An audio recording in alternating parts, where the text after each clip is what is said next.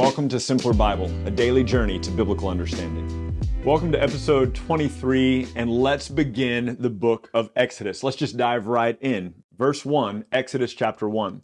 These are the names of the sons of Israel who came to Egypt with Jacob, each with his household: Reuben, Simeon, Levi, and Judah, Issachar, Zebulun, and Benjamin, Dan and Naphtali, Gad, and Asher.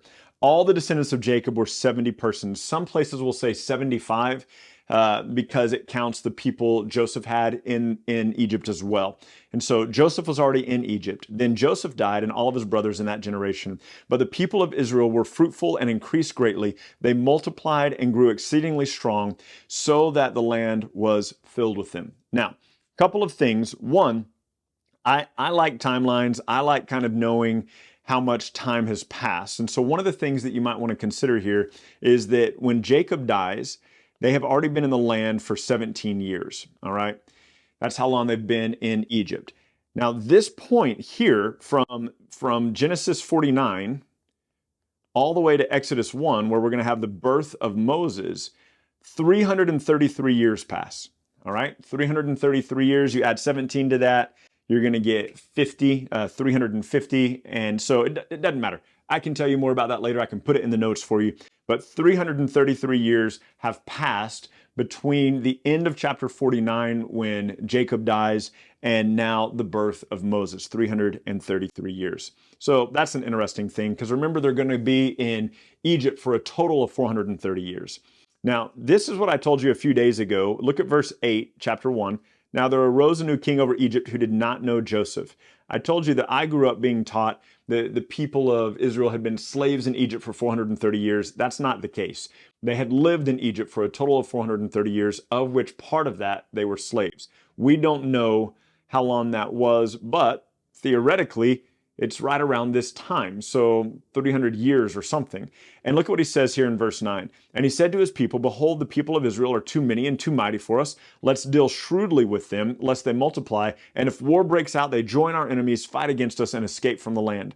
Therefore they set taskmasters over them to afflict them. This will come up again later, to afflict them with heavy burdens.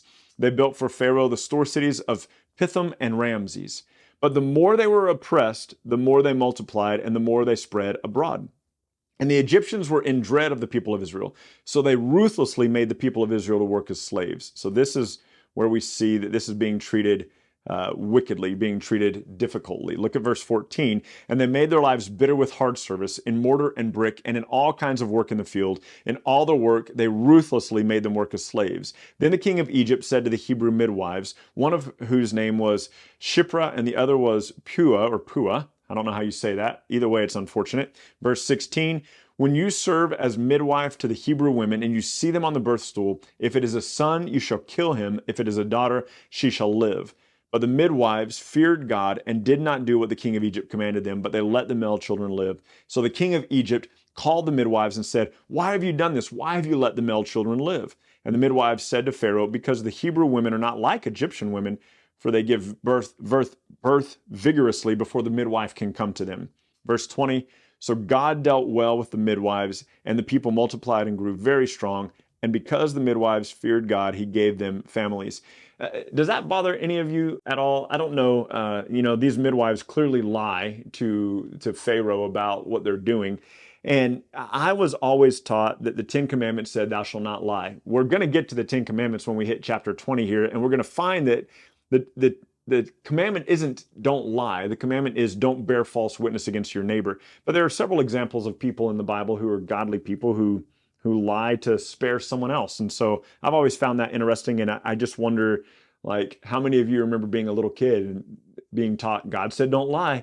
And yet here's an example where God deals well with the midwives and treats them favorably. And because they honored God, he gave them families of their own. And so anyway, I just find that an interesting point. I don't want to make too much of it, but now that's going to be stuck in your head. So pause, think it through, and then you can listen to the rest of this in a minute.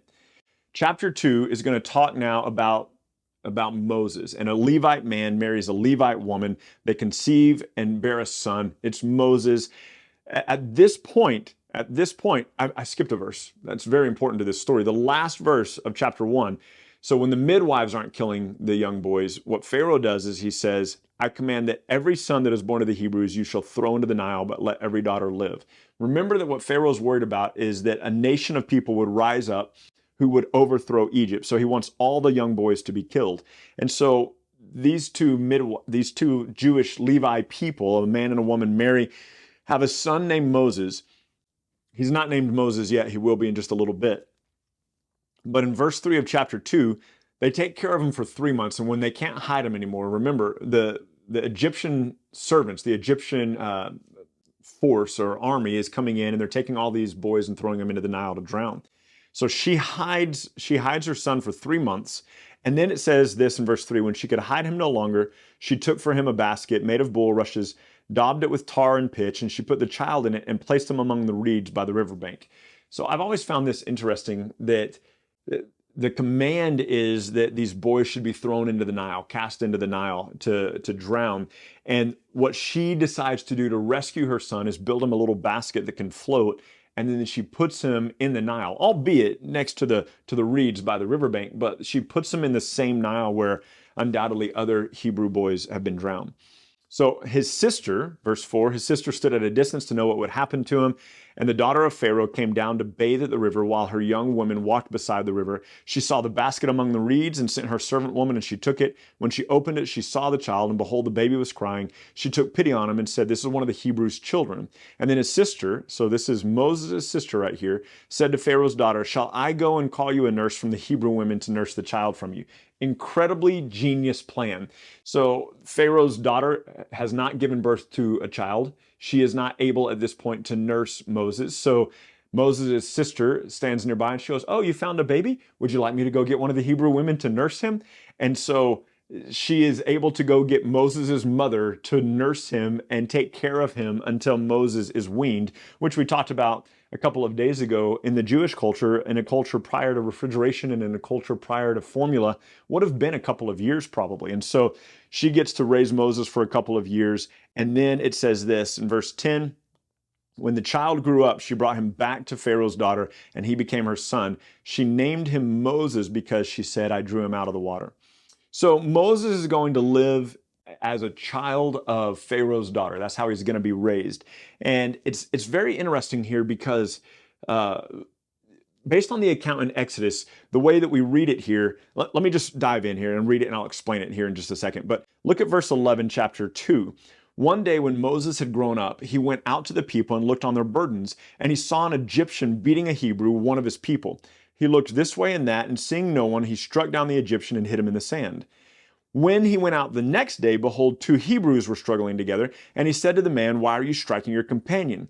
The one in the wrong answered, who made you a prince and a judge over us? Do you mean to kill me as you killed the Egyptian? And then Moses was afraid and thought, surely this thing has been known. When Pharaoh heard of it, he sought to kill Moses, but Moses fled from Pharaoh and stayed in the land of Midian and sat down by a well. So that's the whole story of this. It's 5 verses long, 11, 12, 13, 14, 15. And these 5 verses don't shape for us the entire story. So we really need to read Acts 7 and Hebrews 11 to get the whole picture here. So a couple of things to consider. Acts 7, 23 through 29 tells us that when Moses was about 40 years old, he went out to sea. So this gives us an age here, which we don't see in Exodus. When he was about 40 years old, he went out to see how the people of God were being treated. And he didn't like how they were being treated. In fact, I'm going to jump over really quickly now to Hebrews 11, 23 through 26, where it tells us when he was in verse 24, Hebrews 11, 24, it says that when Moses had grown up, he refused to be called the son of Pharaoh's daughter. Verse 25 says he opted to be mistreated with the people of God. That's what he chose. And verse 26 tells us of Hebrews 11, because he considered being reproached, hated, mocked for the sake of Christ was greater than all the treasures of Egypt. So let's put this all together now. When Moses is about 40 years old, he goes out to see how the Hebrew people are being treated. He does not like how they're being treated, and he decides, I'm done being part of Pharaoh's house, and I'm going to be mistreated along with the people of God. I'm a Hebrew. I'm going to join the Hebrews in their plight. And in the midst of joining the Hebrews in their plight, he sees an Egyptian man beating a Hebrew man, and he kills the Egyptian man. Now, back in Acts 7:25, it says this, that when Moses killed the Egyptian man, he supposed that the Israelites would know, that the Hebrews would know that God had sent him to be their deliverer, to bring them salvation, but they didn't get it. So I want you to catch this. It isn't here in these 5 verses for us. These 5 verses tell only a piece of the story. But Moses grows up, raised as the son of Pharaoh's daughter, at about 40 years old, goes to see what's going on with the Israelites, sees that they're being mistreated and abused, decides to be mistreated and abused along with them because he considers being cursed for the sake of Christ, the Messiah, better than all the treasures of Egypt. In the midst of submitting himself to being abused along with the rest of the Hebrew people, he sees an Egyptian man beating a Hebrew man, and he kills the Egyptian man, supposing that his people, the Hebrews, would understand that God had sent him to bring them salvation, but they didn't get it, which tells us Moses already knew what God had appointed him to do. Moses already knew what God had instructed him to do. Moses knew that God had sent him to bring salvation to these people. So the next day when he says to them, hey, why are you fighting? These 2 Hebrew men are fighting, and the one in the wrong says to him, who made you a ruler and judge over us? Now we go back to Acts chapter 7, and if you keep reading in there, you're going to find that these people are going, we don't want you to be ruler and judge over us. And yet when Moses comes back, he will be ruler and judge over them. But they didn't get it at this point. Really cool stuff to talk about there. We will do that in a couple of days. And so to understand the fullness of these 5 verses, and it's crazy, isn't it? There are 5 verses here that tell this story of Moses seeing an Egyptian beating a Hebrew, 2 Hebrews fighting, killing the Egyptian, running away.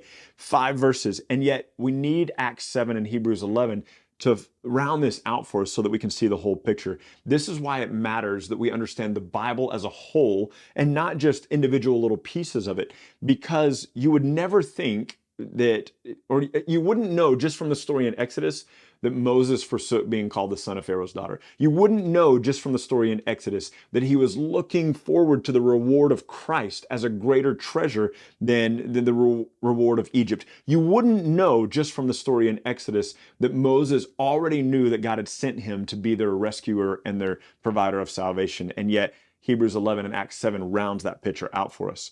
So Moses flees, he goes to Midian, and join me in verse 16 of chapter 2. It says, now the priests of Midian had 7 daughters. They came and drew water and filled the troughs to water their father's flocks. The shepherds came down and drove them away, but Moses stood up and saved them. We see a theme here, right? And watered their flock. And when they came to the house of their father Reuel, which he'll also be called Jethro in later chapters. So Reuel or Reuel and then Jethro. He said, how is it that you come home so soon today? They said, an Egyptian man delivered us out of the hand of the shepherds and even drew water for us and watered the flock. He said, where is this man? Why have you left the man? Call him that he may eat bread here. And Moses was content to dwell with the man. And Moses was given his daughter Zipporah as a wife. She gave birth to a son, and they called his name Gershom, for he said, I have been a sojourner in a foreign land. During those many days, look at these last few verses of chapter 2. During those many days, the king of Egypt died, and the people of Israel groaned because of their slavery, and they cried for help, and their cry for rescue from slavery came up to God. God heard their groanings, and God remembered his covenant. And we're going to see this repeated a lot with Abraham, Isaac, and Jacob. Keep that in mind.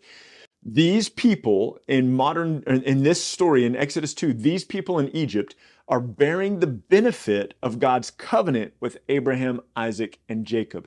The blessing that they're about to receive. Remember back in Genesis 15, something like verses 13 through 15, God had told Abraham, your descendants are going to be in a foreign land, not their own, for about 400 years, and then I will rescue them. And so that is now taking place. God is remembering the covenant, remembering the oath he swore to Abraham, and God saw the people of Israel, and God knew. So God knows it's time.